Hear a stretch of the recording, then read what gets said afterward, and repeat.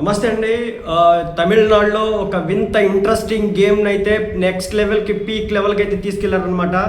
Governor గారు TVK పార్టీతో విజయ్తో ఇప్పుడైతే పొత్తు పెట్టుకొని రావాల్సిందే, నువ్వు 118 చూపించాల్సిందే, పొత్తు అని చెప్పట్లేదు కానీ నువ్వు 118 చూపించాల్సిందే అంటున్నాడు ఆయన గారు వచ్చేసి. కానీ విజయ్ దగ్గర మాత్రం 108 స్థానాలు మాత్రమే ఉన్నాయి. ఇప్పుడు ఏం చేయాలో తెలియట్లేదు. విజయ్ దగ్గరికి ఎవరు రావట్లేదు, విజయ్తో ఎవరు కలవట్లేదు. సో ఇలాంటి క్రమంలోనే కావాలని చెప్పేసి ఆ రాష్ట్రానికి సంబంధించినటువంటి గవర్నర్ విజయ్ను సీఎంని కాకుండా చేసేదానిలో భాగంగా ఈ విధంగా చేస్తున్నాడని చెప్పేసి అక్కడ ఉన్నటువంటి టీవీకే పార్టీ కార్యకర్తలంతా కూడా వెళ్ళి ఈ రోజున రోడ్ల మీద ధర్నాలకు అయితే దిగినారనమాట. సో ఇంకో పక్క ఏంటంటే అటుపక్క డిఎంకేకి కావచ్చు, ఏఐడిఎంకే కావచ్చు, ఈ రెండు కూడా పొత్తుల సమీకరణకి సిద్ధమవుతా ఉన్నాయి. ఈ టైము ఈ స్పేస్ అంతా కూడా గవర్నర్ ఆ రెండు పార్టీలని కలిసి ముందుకొచ్చే విధంగా తన ఏదో చేస్తున్నారనేది టీవీకే పార్టీ మద్దతుదారులంతా కూడా మాట్లాడేది జరుగుతుంది. లార్జెస్ట్ పార్టీగా అవతరించినటువంటి విజయ్ పార్టీని కావాలని చెప్పేసి తొక్కేస్తున్నారు ఈ స్టేట్లో అని చెప్పేసి వాళ్ళంతా కూడా రోడ్లు ఎక్కడైతే జరుగుతుందన్నమాట. ఇలాంటి క్రమంలోనే ఒక ఇంట్రెస్టింగ్ విషయం బయటకు వచ్చింది.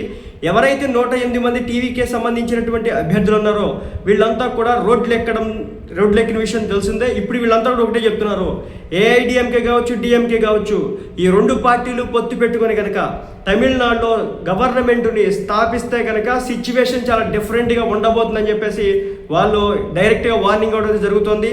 ఎవరైతే 108 మంది ఎమ్మెల్యేలు ఉన్నారో వీళ్ళంతా కూడా టీవీకే పార్టీ తరఫున గెలిచిన వాళ్ళంతా కూడా వీళ్ళంతా కూడా మేము రిజైన్స్ చేస్తాం.